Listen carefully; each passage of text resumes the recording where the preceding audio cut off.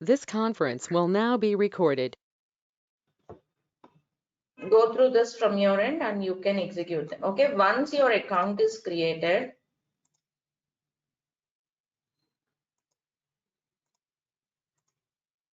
let us create some EC2 instance. Again, I'm repeating, EC2 instance is nothing but some virtual machine on AWS on cloud environment to which you can connect and work with it. So here you will see a step called launch instances. Can I go ahead or do you want me to wait, or will you be doing it after the class? Let me know. Go ahead. Shall I proceed? Right. Yeah, you can. Yeah. So yeah, now go to launch instances. Okay, here you could see a step like launch instance.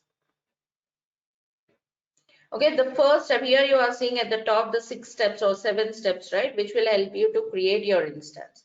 See, we are going to create a virtual machine. So which type of operating system your virtual machine needs, okay, which type of storage or what type of instances you need, all these you can configure here through this console, through this UI. See here, there are so many AMIs. Amazon Mission Image means that's a AMI.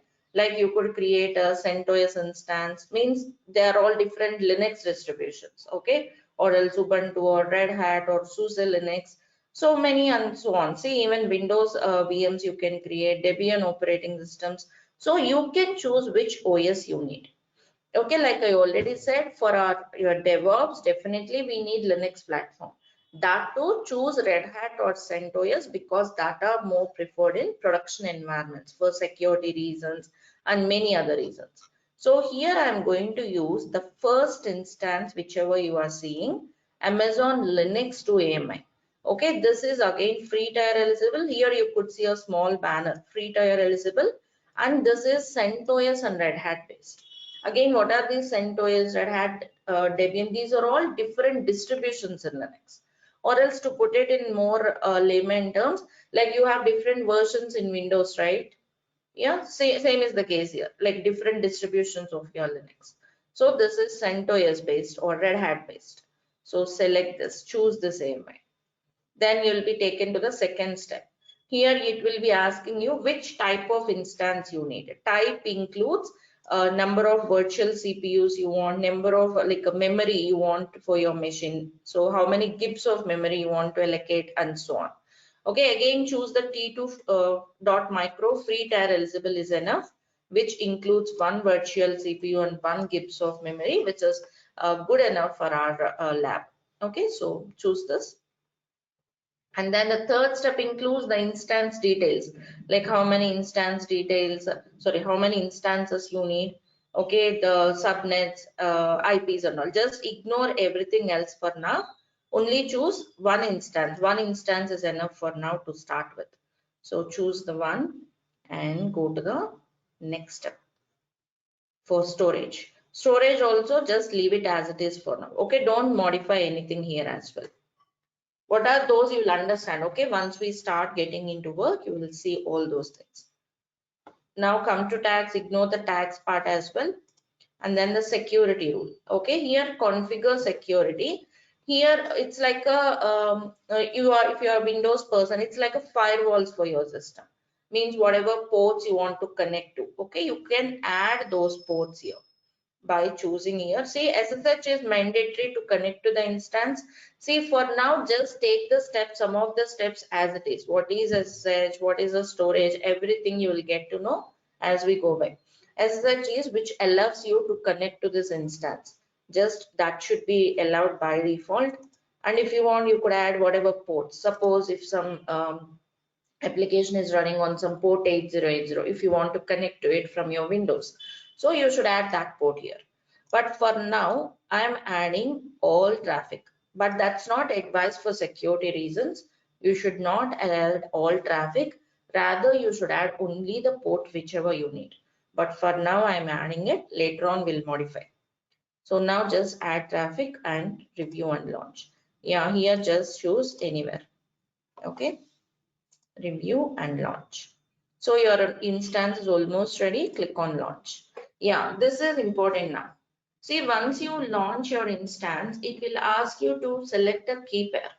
See, this is a key pair.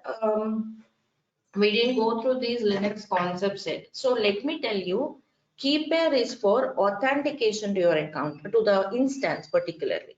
Now I'm creating an EC2 instance. If I want to connect to it, it's like provide on authentication. Okay.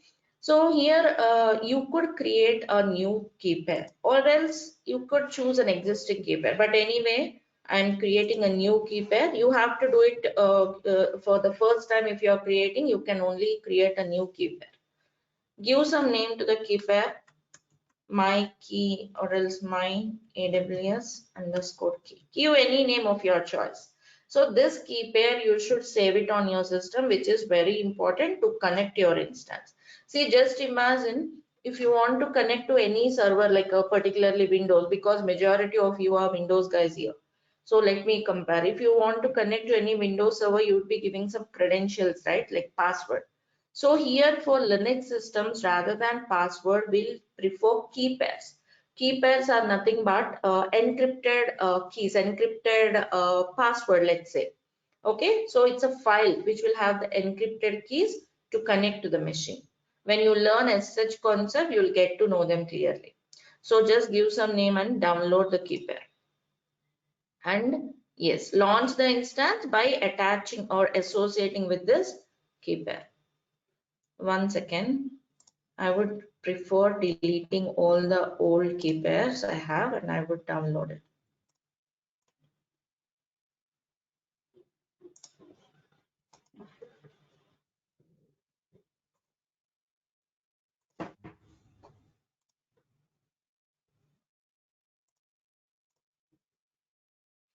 Download the key pair, already exists. Okay, fine. Now let us launch the instance.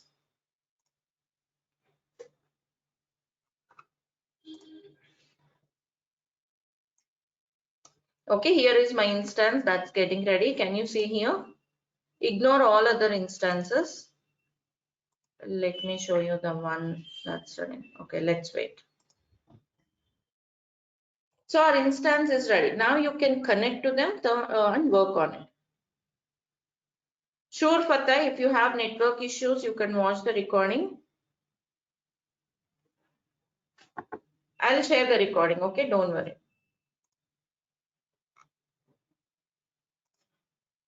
If you don't have the key pair, you cannot connect. Make sure it is downloaded.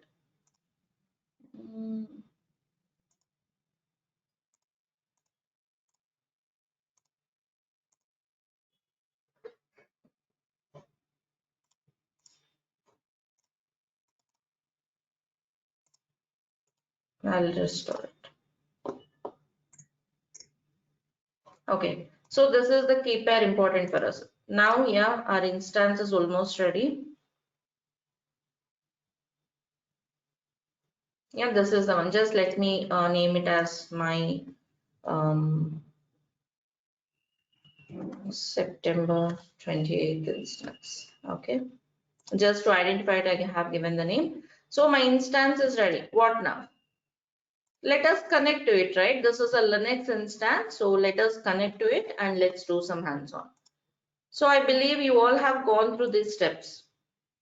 Have you all completed working with these steps, or any questions in this part?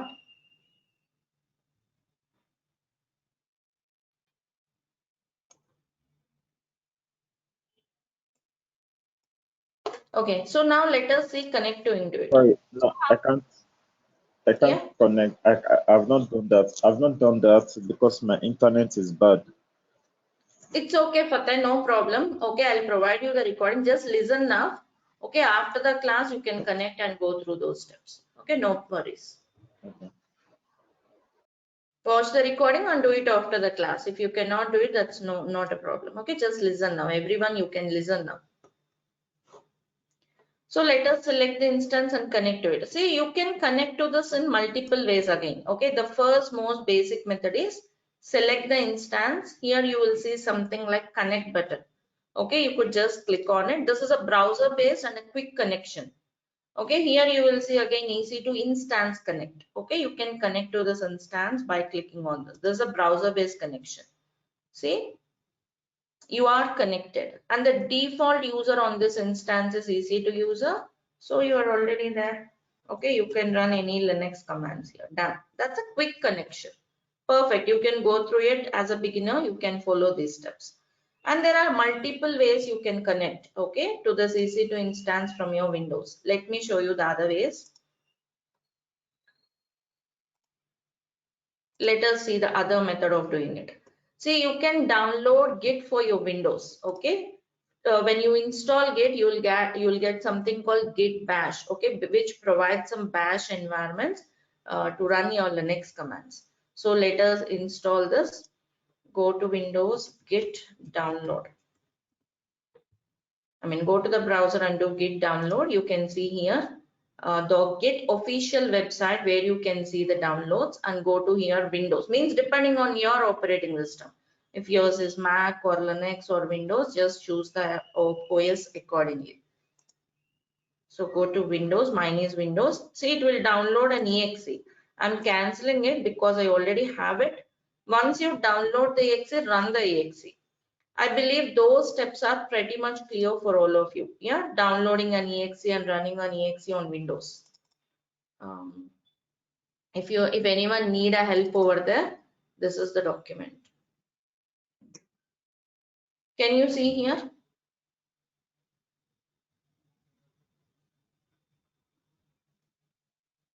Yeah, here are all the steps of even how to run the exe. Also, if you need any help, anyone looking for the help here, I have added all the screenshots here. Okay, just go through it and run the exe.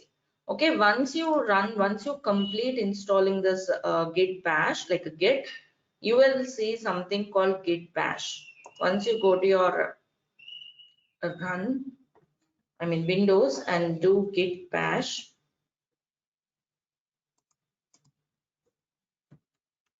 Okay, can you see this? So after installing Git, you can see this Git Bash. Open this Git Bash. Like, it provides some Bash environment. Okay. So yeah, this is your Git Bash from where you can connect your EC2 instance. Can you see the font better now? Yeah. So now where is your PEM file? To connect to it, you need the PEM file. Go to the location of the PEM file. See, here is the PEM file, right? So just get this path. To go to that particular location, CD change directory, put the path of your PEM file. Okay, you are into the particular downloads directory where the PEM file is located. Also, you can also see the steps here. See here, you can click on again connect. Just now we have connected instance connect via like a browser-based connection. Now you can go to SSH client. Means there are different SSH clients like PuTTY, like your Git Bash and so on. So follow these steps. Okay, open your SSH client. Like I said, there are different SSH clients. I'm showing Git Bash now. Okay, we have got the key, right? So this is the command SSH -I, the key name and the username. Means in short, let me tell you, it's like SSH, the username. Like I told you, what is the default user on this instance? Just now we have seen EC2 user is the default user on this instance right? So SSH as EC2 user and the IP address of your instance. Just come here, choose the instance. How do you know the IP? When you select your instance, see here is your public IP. You could use this public IP, or else you can also use the public DNS. Public IP or public DNS will help you connect to the instance from external environments, means from outside AWS if you want to connect them. That's where this public IP or public DNS will help you. Okay. So like outside, from my laptop, from my local machine, I want to connect to an instance on AWS. So you can use either public IP or this public DNS, anything you could choose. The same thing is shown here. Okay, SSH, EC2 user at the public DNS of the instance. So run the same. Okay, when you run this, it will prompt you for the authentication.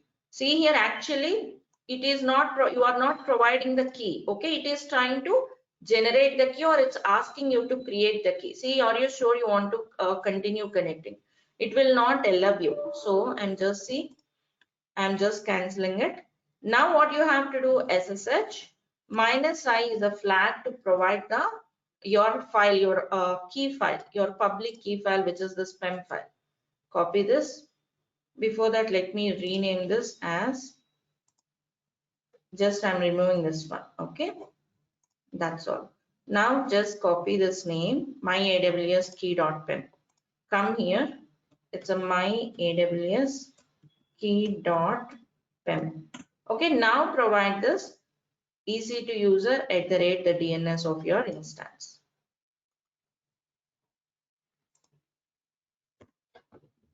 Okay, confirm it. Yeah, can you see that? Permission denied. SSH -i AWS key easy to user @ the DNS of the instance. Change the permissions. Actually, it should be working. Let me check.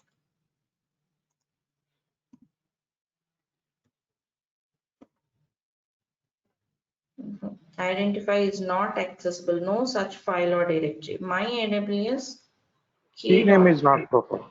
Yeah, yes, got it. Actually, you need not change any permission here. Key name is incorrect. My AWS _key.pem. Okay, yes. Can you see that? You are connected to the instance. Your prompt change here. Do you see that? Easy to user and the IP address of the instance. So finally got connected to this instance. So these are the multiple ways. You can do a quick connection, browser-based connection, but better you learn connecting via SSH clients like Git Bash, and another one is PuTTY. So this is how you could connect, or else you could also connect via PuTTY. Let me show you the third method. This is the second method. Okay, the third method is via PuTTY.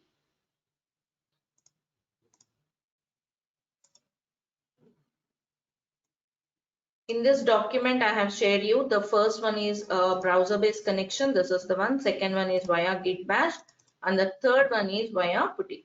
Okay, you can download your PuTTY from this PuTTygen. There are again a couple of steps you need to go through. If you already have PuTTY, that's fine. Also download PuTTygen. Okay, PuTTygen is required because, see, once you launch your PuTTY, here you could put the IP address of your instance. Let us go to the instance IP address or DNS, anything is fine.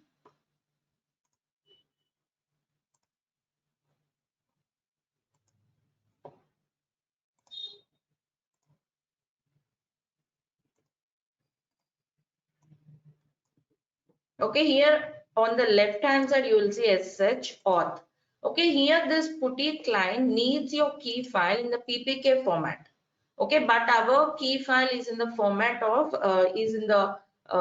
like a PEM file format, right? So choose the one. You have to convert the PEM file into, using the PEM file you could generate this PPK file, and you have to choose the particular file to connect to your instance. This is the change you have to do, or additional steps you have to do via PuTTY. Let me show you. See here, I'm not going to execute these steps, but I'll just walk you through. Yeah. See here, you have to download a PuTTygen and you have to generate a PPK file. Once please watch this, go through these steps and generate a PPK file. I'm not going through this because you could connect through your Git Bash or the browser-based connect for the first day. Okay, then later on try doing this. It may be a few more additional steps here. Can you try doing this from your end? Because you need to download PuTTygen, then go through these steps. Okay. So once you have a PuTTygen, like I have shown you, you will be generating a PPK file. Select the PPK file to connect your instance. Okay. So I'll just show you connecting to some other instance with this PuTTY, because I'm not generating PPK file as of now. I'm launching, I'm starting some other instance to connect to.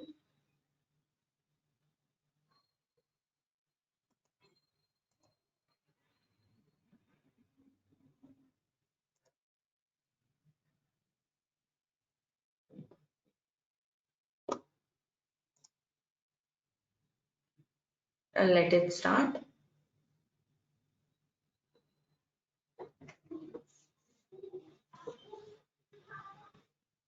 Yeah, get the IP address, public IP of the instance, go to your PuTTY. After generating PPK file, you should do this. Okay. And this is my PPK file I have generated using PuTTYGen. If you are a beginner, if you are doing for the first time, you can do it via Git Bash or the browser-based connection. Later on, you try this with PuTTY. Okay. So choose the key file and launch it. See. This is how you can connect. The default username is EC2User and yes. So these are the three ways you can connect to it. I'm skipping the third step for now. Okay, you can go through the document and do it. Okay, those are a few additional steps that go through it from your end. Okay, so these are the multiple ways you can connect. So once you connected, how to work with this Linux machine, right? So let us look into this now. I am connected as EC2User here to the instance. Now you can run any commands here. Like, the thing here is Linux environments, particularly CentOS, Red Hat, you don't have any UI. Okay, some of the Linux distributions like Ubuntu, Debian systems may have the user interface, but your Linux systems don't have the UI. That's where the difference comes with. The major difference between Windows and Linux comes in. But that's for the good, because if you don't have the UI, it consumes less memory and it works really faster and also more secure. Okay, that's the reason you don't have a user interface like a Windows, but you can do everything like you do in Windows. So first, the very basics of Linux is you need to understand the file system here. Okay, working with your file system, which is very important, means navigating to your files and folders on Linux. Okay, and working with your file system, launching your or connecting to your instance this way. Okay, and then installing some packages. These are required, and permissions and other steps as we go through the course we shall discuss about them. Okay, so first let us navigate, try learning navigating to the file system on Linux. See, we are logged as an EC2User, right? Yes, you can work with EC2User. The first command is ls. ls will show you the files and folders in that particular directory. You can run all these commands as EC2User. But if you want to install any packages, if you want to have, see, in Windows, you will have an admin user, right? Similarly, if you want to have all the privileges like a super user, root user is the super user who will have all the privileges. So, but I'm EC2User now. To switch to root, sudo su-su means super user. See, can you see the difference? You become a root user on the server. And also you will see the prompt like with the hash. If you are a normal user, you will see a dollar prompt. Okay, that's another differentiation. You can see whether you are a root user or EC2User. So now let us go through few Linux commands. See, to go to any directory in Windows, how do you do that? You will just double click on any folder, right? Or else let me go to my C drive. So here if you want, okay, how do you create any directory? Just by double clicking, you will navigate and click on new, create the folder, right? So let's say it's my directory or my folder, correct? The same way here on Linux, how do you do that? If you want to go to the main directory, slash is nothing but the main directory or the root directory. Okay, see here, you are in the root directory now, the main directory of the file system, the parent directory you can say. Now, see, when you do ls, it will list you all the files and folders here. See, if you still have a confusion, going to root is nothing but like in your Windows, you will go to your drives, right? Here you can see different drivers, right? C drive, D drive, and so on. Same is the case. That's a parent directory. Okay. So here you are seeing so many folders. Okay, if you want to create a new folder, how do you do that in Linux? Make dir, let's say my directory. Okay, when you do ls, you could see the same, my directory. If you want to go into that, cd, change directory, my directory. Okay, now you will be inside this my directory. Again, ls will list the files there. You don't say anything. You could do the same from your git bash as well. Just let me come out of this.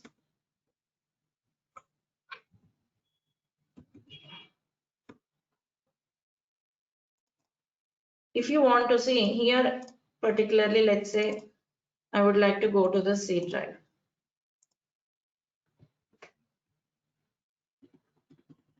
CD, change directory. Okay. Can you see that? ls, all the files and folders available in your C drive. If you want to create a new directory, make dir, let's say my new directory. Directory is nothing but your folder. Okay, now you could see that in the list. Yeah, my new directory. Okay, so if you want to go there, go into that directory, cd, my new directory. Okay, the same thing I'm doing via bash terminal here. Okay, git bash terminal means you could see the user interface of the Windows through the terminal, through the command line this way. Making sense, everyone? Following? Your Windows environment you could see in the form of, like, from your terminal, from your command line, you could see all of them here, or else you directly work on your Linux. Okay,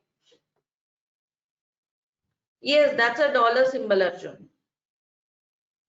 Here, right, you're talking about the bash. Yes, that's a dollar. Here I'm just doing these commands on my Windows only. Okay, instead of using the UI, I'm using the terminal or the command line for Windows.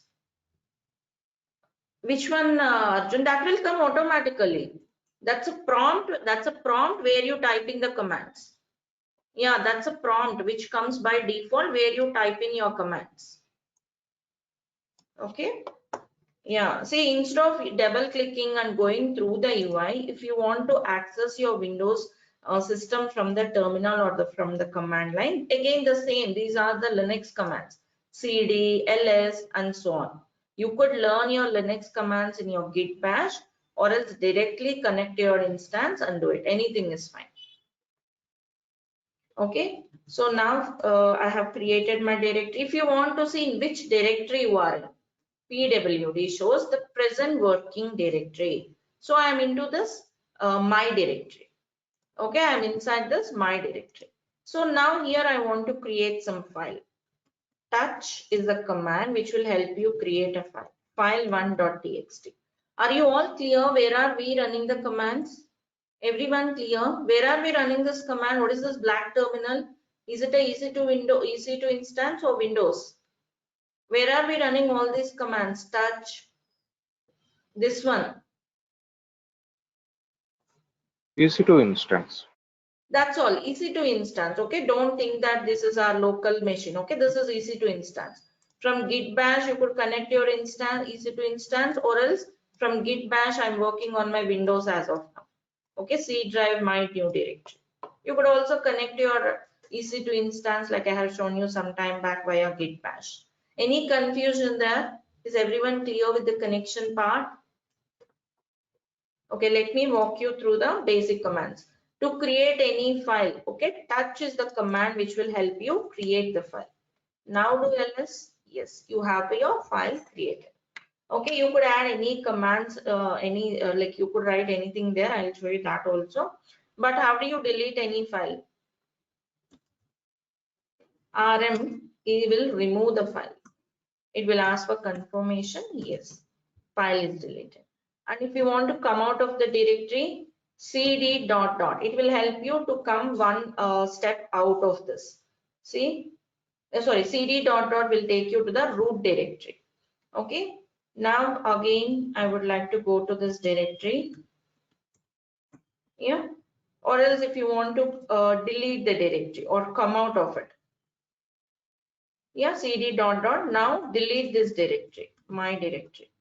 RM will help you, RM minus RF will help you delete the directories. RM will not work here. See, it's a directory. So for a directory, RM minus RF. Okay, so there is no more my directory folder. So these are the simple steps of how do you navigate in your Linux systems. Okay, like how you create a directories, how you move to the directories, like how you delete and create the directories. Yeah, let us go through few more commands. Like, yeah, suppose if you want to copy any file, first let me create another file here. I'm creating again a directory, make directory, called new directory. Okay, go to new directory now. Here there are no files. I'm creating again a file here called file1.txt.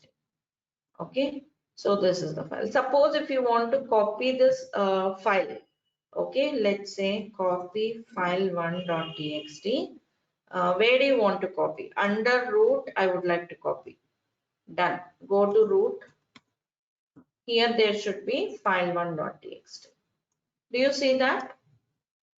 Right? So that's how you can copy.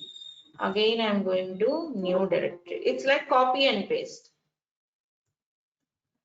Still the file is there. If you want to cut and paste, means that's a move command. If you just to move it. Okay, Arjun says the extension of the file is a text. Can we create? No, any files you can create, Arjun. Any file format, HTML files, Java files, C files, or shell script files with a .sh extension. It could be any extension. For simplicity, because we are not bothered about any like the content or the type, I just created text file. Okay.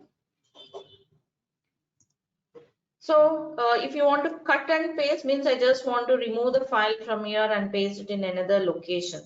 You could use the command move. Okay, move file1. Where do you want to move? Let's suppose under root, I would like to move to a directory called Docker files.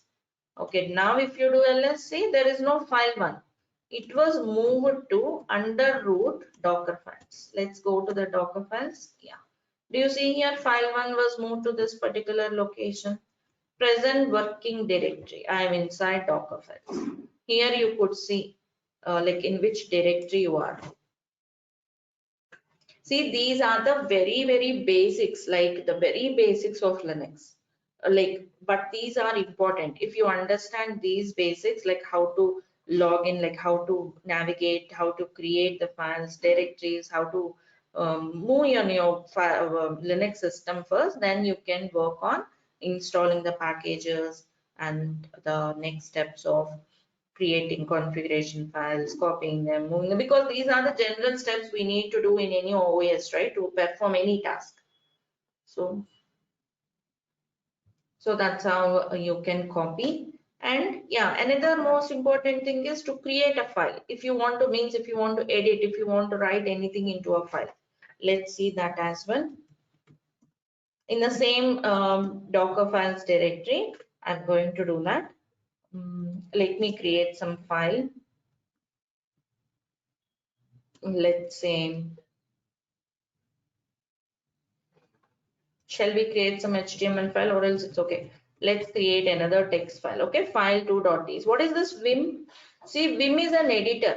See, you have so many editors in Windows, right? Like you have WordPad, like Word document, you have Notepad, and you have Notepad++, and so on. Also, you have very good editors. If you are a programmer, if you are a developer, you'll be using editors like Eclipse, IntelliJ, which provides a great IDE, isn't it? Those are the different IDEs you have in Windows. Similarly, here in Linux, if you want to modify a file, one such default editor which comes by default is Vim. Vim is an editor, particularly for CentOS Red Hat, it comes by default. If it is a Debian, you will be having an editor called VI. You can install Vim later on. So some editors comes by default on different distributions of Linux. For CentOS Red Hat, you will get Vim by default. So Vim is an editor. When you say Vim file name, if the file with this name doesn't exist in the current path wherever you are running, it will create this file. Okay, and it will open the file so that you can edit it, you can modify it. So run the command vim some file name. See, can you see that? This is where you could write some content into the file. So here at the bottom, it will show you file to new file. To put something, to type in something, escape I. Okay, at the bottom, you will see it enter the insert mode. Can you all see this? See, if you are a beginner, a little practice will help you. Okay, after the class, watch the recording and just spend some time like 1 hour. That will be good. Okay, every day if you spend some few minutes on these Linux basics and the environment, you get familiarized to it. You need not worry about the environment. It's very simple. Now write any lines here. Let's say this is my new file. Only once you enter into the insert mode, you could type in there. Okay, don't get confused. Don't try writing without going into insert mode. How do you go to insert mode? Escape I. See, all those commands, everything will be there in the drive. I'll be sharing everything to use the commands and do the hands-on. So as of now, I'm adding, this is my new file. That's all, only one line. How to save it? Again, escape colon WQ exclamatory mark. Okay, that will help you save the file. I'm repeating, see here at the bottom, can you all see that? Escape colon WQ exclamatory. So that, yes, your file will be closed and it will be saved. See, file 2 is there. If you want to see the content of any file. See, in Windows, if you want to check the content, you simply just open the file, right? Like you could just open the file. This is how you could open any file, right? With double click, you just launch it. Similarly, here in Linux, if you want to open the file, cat file2. Okay, cat is a command which will show you the contents of the file. So this is the content of my file here. Okay. Later on, if you want to add anything else, if you want to modify, again, vim file2.txt. Okay. So again, if you want to write anything here, like you could just add it. This is a new line or whatever, some dummy line I'm writing. If you want to save it again, escape colon WQ exclamatory mark. If you just don't want to save it but close it, simply you quit. If you check the content of the file now, see the second line is not saved because I didn't do W. I just quit the file, close the file. Following all of you, it may take a while for you to go through the hands-on. Okay, just listen here. Okay, listen here, try to understand what each command is doing. Later on, go with the hands-on. That will help you.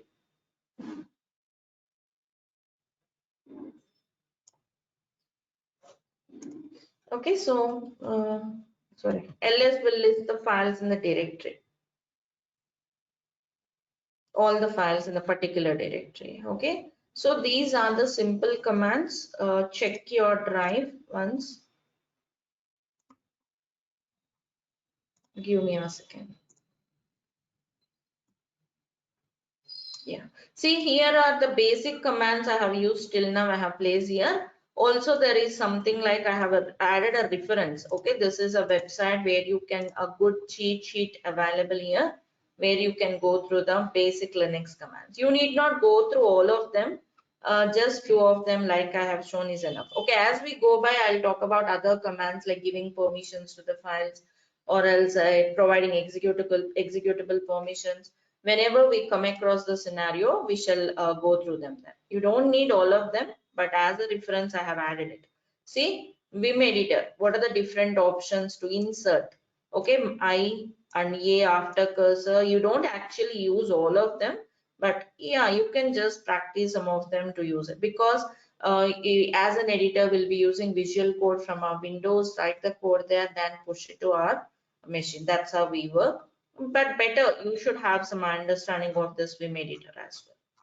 Okay, you need not go through all the commands. You could refer the commands, whatever I'm explaining here, but this one you can add as a reference. Cat command we have seen, touch command, echo command. This is again another basic Linux command. If you want to print or display any message like this is my first Jenkins job. Okay, So just it's like a print message, I mean print command. Okay, that's another basic command.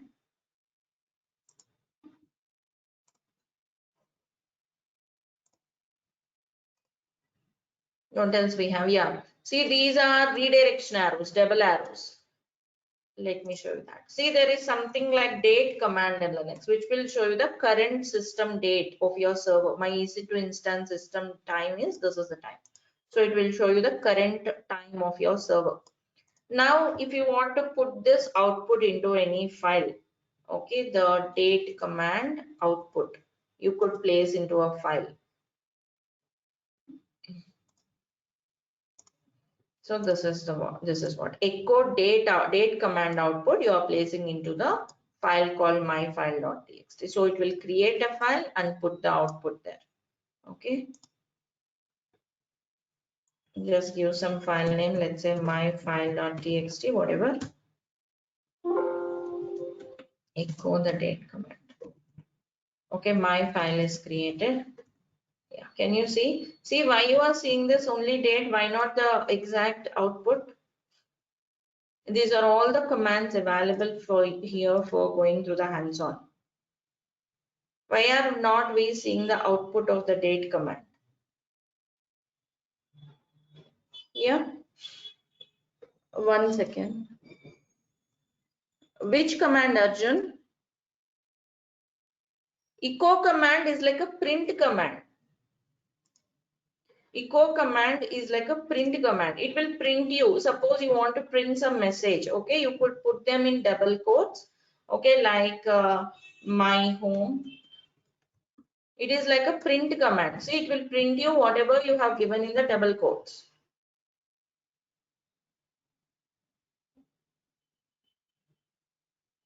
Okay.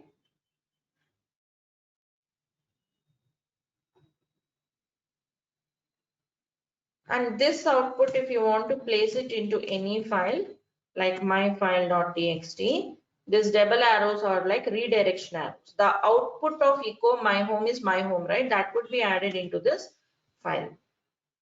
See, my home is added there. Do you see that? Got it, everyone?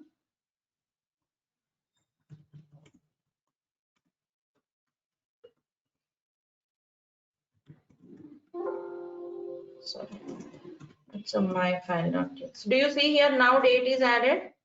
Yeah, echo date means echo command output is simply date. That output is placed into the file. That's why we are just seeing date, but we don't want the date. The output of date command we need. So simply date command, that will give you the current date. That output you use redirection arrows to place it into the file so that you could see the current date of the server added to the file.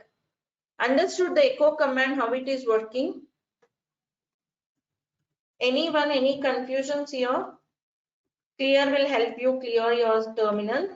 History command will help you see your recent command history. Anyone, any confusions here? Echo command is like a print command. Okay, echo and date. So means echo date means the output is date. So that is simply pasted into the file. But I want the output of date command. So just simply write date, redirection arrows, and the file name, so that the current date is added to the file. Now, if you check the content of this myfile.txt, this is. Am I clear till this part, all of you? Everyone got it? Please confirm me with yes or no, or any questions, any confusions till this part. Then comes, thank you Pallavi, Fatah and everyone for confirming. These are the basics. And now if you want to install any packages in your Linux, how do you do that? Again, there are different distributions, different package managers depending on the distribution of Linux you are using. Suppose if you are using Red Hat based systems or CentOS based systems, you have Yum as a package manager. The default package manager means it's a tool with which you can install any packages. Okay, or else if you are using some Ubuntu systems like Debian family, the default package manager is apt-get. So your default package managers depending on the distribution of your Linux. How do you know the Linux distribution? Of course, I have chosen the AMI, that's how you know. But if you want to know more information about the Linux distribution you are working on, go to this file. There is a file called etc os release. See, this file will help you understand which type of Linux distribution is yours. See, ours is Amazon Linux AMI, Amazon Linux 2, and yeah, here you can see it is like CentOS, Red Hat, and Fedora. Okay, so that's how you could understand your Linux distribution by checking this file. Okay, so because mine is CentOS, Yum is the default package manager. When you do Yum, see, it will show you lot of verbose about Yum. But apt-get will not work here. Apt-get is for Ubuntu systems. See, got it, everyone? So Yum is a package manager, default package manager for installing packages on Linux. Okay, Yum is LODOG updater and modifier. LODOG updater and modifier. Right, that will help you to install, delete, okay, or else uninstall your packages. Suppose if you want to install Git, Yum install Git. That's all. That will help you install Git, and it will prompt you for yes or no to download the packages. It will download this package from the default repositories in Yum. Okay, we'll be using the same command to install the packages from tomorrow. From tomorrow, we'll be starting with Git and we'll proceed with the each demos. I already have those in the system. This is not a new instance. So you could see that, oh, it is already there. See, this is the package available. Okay, we'll talk about how Yum works, how to start services and all tomorrow. And there are many other things we'll be doing on Linux.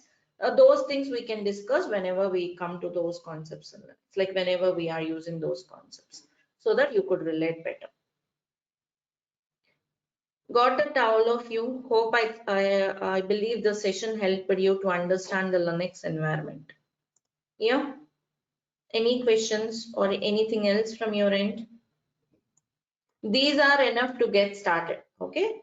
Yeah, with this command, we shall install Git tomorrow and we shall start hands-on and with the concepts of Git tomorrow. So any more questions till that part, let me know. See, don't get overwhelmed or get panicked by seeing the huge list of Linux commands you see on the references or anywhere. First, let's get started with these commands. Definitely we'll be going through, like once we need a service to get started or whenever we are using any Linux concepts, we'll be learning them there and we'll proceed. Okay, in that way, that would make more sense rather than sitting and learning Linux in the beginning, spending some couple of hours there. We shall proceed with the tools. Wherever we have a Linux new concept coming up there, we shall discuss that. Okay, that would be a better approach to learn. So this is enough to get started. So any more questions you have?